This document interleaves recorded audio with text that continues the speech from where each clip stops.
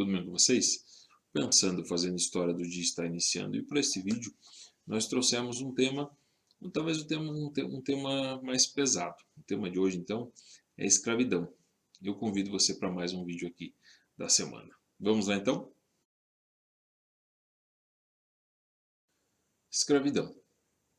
Escravidão, ela é considerada um regime de trabalho no qual os homens e as mulheres são forçados a executar atividades ou tarefas sem receber qualquer tipo de remuneração. É algo bem complicado aí que fez parte por longos períodos de tempo da história da humanidade, infelizmente, e ainda tem alguma coisa assim. Muito mais do que isso, as pessoas elas eram escravizadas, as que eram escravizadas, elas tinham as suas liberdades tolhidas.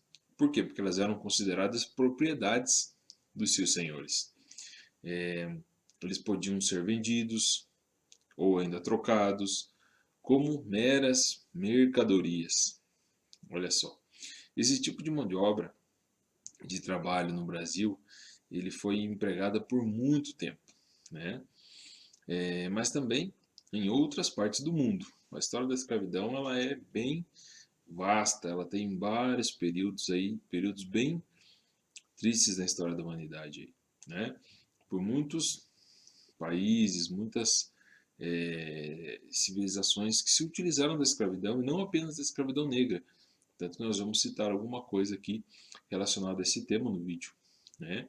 Atualmente, né, o regime escravagista, escravista, ele ele é proibido, ele é ilegal em qualquer parte aí do globo que a gente encontra.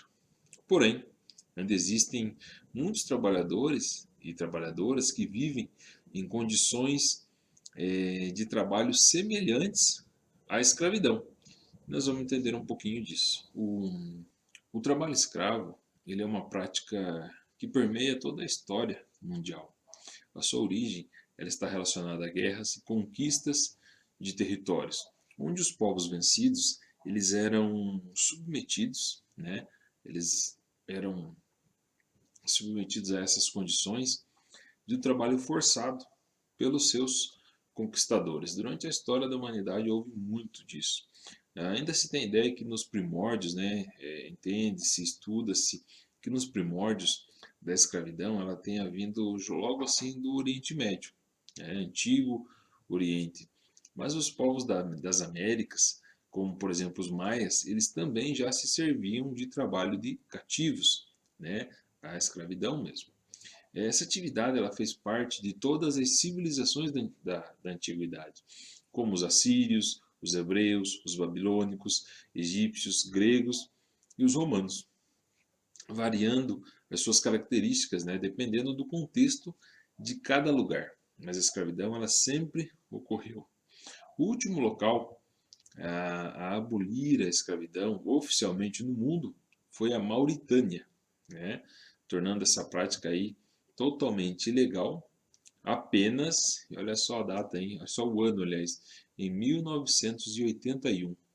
As civilizações grega e romana, elas são consideradas os pilares fundantes das sociedades ocidentais contemporâneas.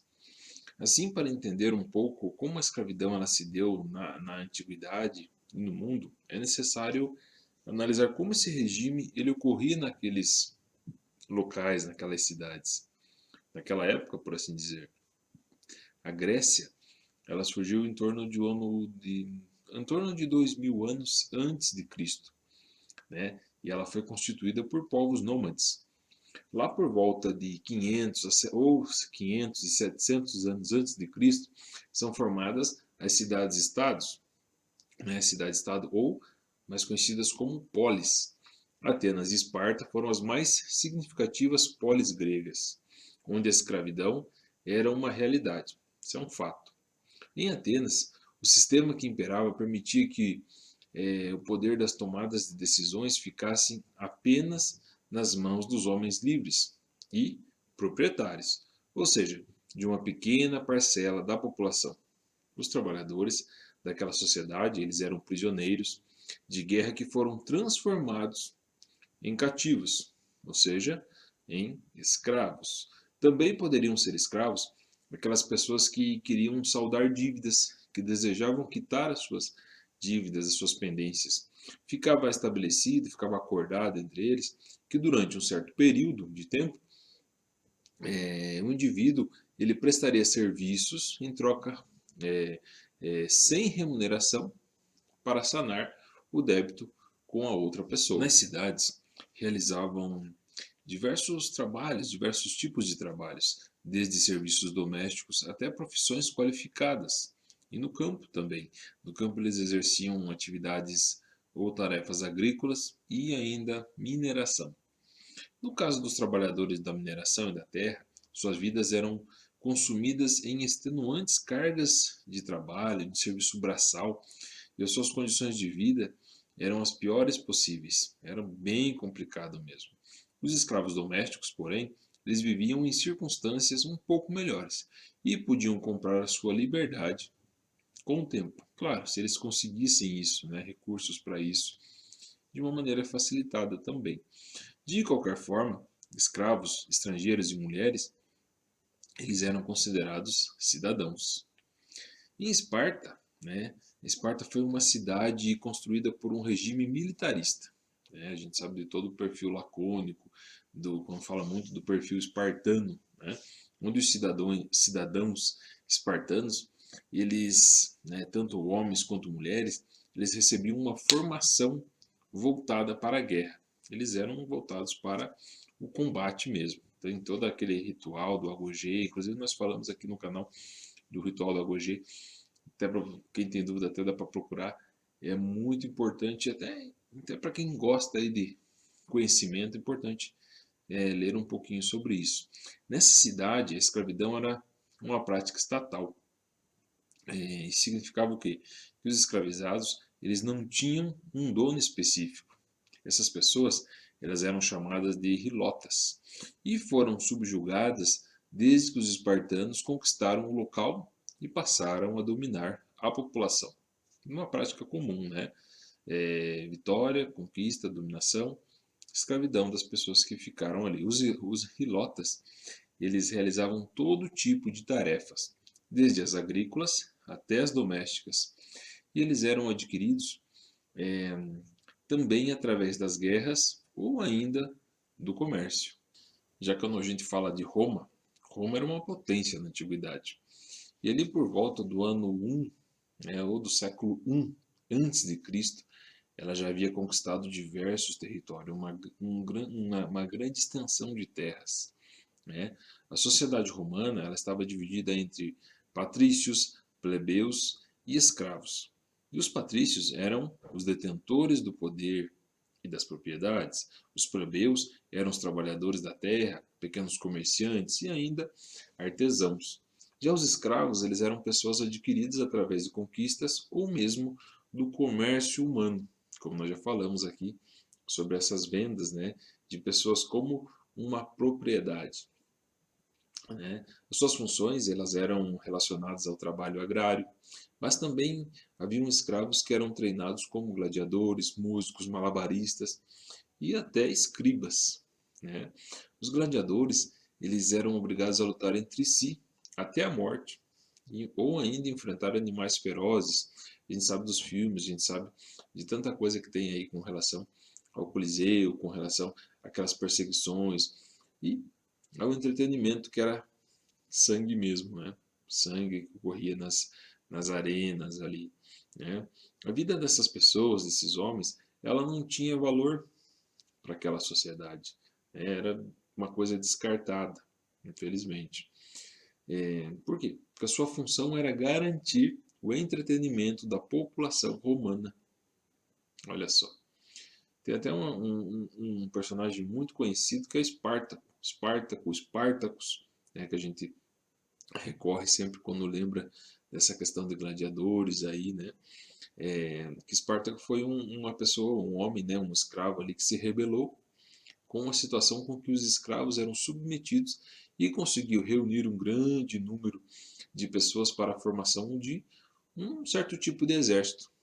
pelo fim daquele tipo de escravidão, né? Após 2 anos, aquela legião de escravos foi contida e os soldados romanos acabaram massacrando, né, todos. Os soldados romanos conseguiram capturá-los, subjugá-los e acabou com aquela rebelião. Mas ele é muito retratado no cinema, muito retratado em séries, em livros. Espartacus ou Espartaco, né, como a gente pode encontrar aí, é muito conhecido justamente por conta dessa época e da escravidão que ocorria. Esse sistema escravista ele estendeu-se para além da antiguidade. É uma coisa que durou, como eu falei no começo, vários séculos aí, né? E ela se desenvolveu em outras regiões, em muitas outras regiões aí do globo. A escravidão moderna ela se inicia com a descoberta das Américas e a colonização desse continente por portugueses, espanhóis, ingleses, franceses, holandeses e ainda suecos. Foi a primeira vez na história em que a justificativa para a dominação de pessoas foi a motivação racial. Olha só. Logo, né, em territórios colonizados, como no continente americano, a escravidão foi uma realidade independente do país europeu que o ocupou, independente disso. Inicialmente, a escravidão ou a escravização dos povos originários e posteriormente com a vinda de milhares de africanos que foram arrancados à força dos seus locais, do seu país de origem para vir trabalhar nessas novas terras, né, com escravos ali. E tem toda aquela história dos navios negreiros, que é muito triste, muito penosa mesmo, muito sofrida. A mão de obra africana, ela também foi utilizada nos Estados Unidos, na América do Norte, sobretudo, né, nas plantações de algodão. Isso ainda no século XVIII e ainda no século XIX, sendo abolida essa escravidão em 1863. No Brasil, quando os portugueses eles desembarcaram em 1500, iniciou-se um movimento de aproximação e dominação dos povos indígenas que viviam por aqui. Dessa forma, principalmente entre 1540 e até mais ou menos 1570, a população indígena foi subjugada e escravizada, sendo utilizada de uma forma muito complicada para eles, difícil mesmo de se poder viver na extração do pau-brasil, no trabalho agrícola e ainda em várias outras tarefas, né? Só que, entretanto, diversos outros fatores contribuíram para que essa força de trabalho ela fosse substituída. Dentre eles, um dos motivos foi aquela intensa mortalidade em decorrência de epidemias adquiridas dos brancos e também o fato dessas populações serem difíceis de se dominar, né? Até porque eles conheciam o território e principalmente as florestas, então era bem complicado de subjugá-los. Só que aí, né, a gente conta com o que? Vem outro momento, né, a escravidão da população africana, que foi uma maneira lucrativa de Portugal que eles encontraram para suprir a mão de obra aqui no Brasil. Dessa forma, os indivíduos de diversas etnias eles foram trazidos para o Brasil através do tráfico negreiro, em navios abarrotados de pessoas em condições extremamente desumanas. Essa é uma fase bem triste, bem complicada mesmo da história da humanidade. São relatos complicadíssimos mesmo. Chegando aqui, essas pessoas, os que chegavam vivos, eram vendidas com o objetivo de trabalharem nas mais variadas atividades, funções e por aí vai. Eles trabalhavam tanto nas lavouras de cana-de-açúcar e café, quanto na mineração, construções, serviços domésticos e ainda serviços urbanos. As condições a que esses indivíduos, essas pessoas eram submetidas eram tão precárias que, dependendo do tipo de serviço realizado, a vida média de um escravo, de uma pessoa escravizada, ela era em torno de pouco mais de 10 anos. Além disso, os castigos eram frequentes e faziam parte da estrutura da dominação. Houve ainda a resistência da população escravizada no Brasil os negros e negras que conseguiam fugir do cativeiro, eles organizavam-se em quilombos, justamente aquela resistência, aquela maneira de eles tentarem lutar aqui pelos seus direitos, pela sua liberdade, pela sua vida, né? Os quilombos, eles eram comunidades de africanos fugitivos e que além de pessoas e outras pessoas marginalizadas, né? Nesses quilombos era possível que eles exercessem as suas crenças e podiam viver em harmonia, né? Organizações semelhantes também ocorreram em regiões da América Espanhola.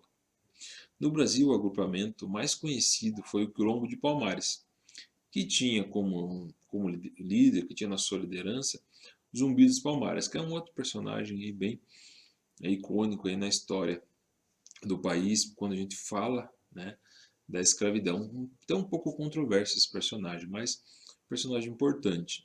Depois de beneficiar-se em demasia com a força de trabalho negra, a força de trabalho escravo, o governo português foi pressionado pela Inglaterra para abolir a escravidão das suas colônias. Isso durou muito tempo. Então, chegou um momento que ela foi pressionada.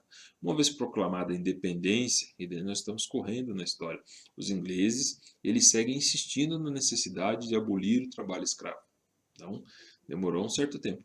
Internamente surgem vários movimentos rebeldes, abolicionistas, algumas leis são criadas com o intuito de extinguir de uma vez a escravidão, não aquelas leis, uma lei aqui, uma lei que fala do sexagenário, lei do ventre livre, e outras vezes vão surgindo mais.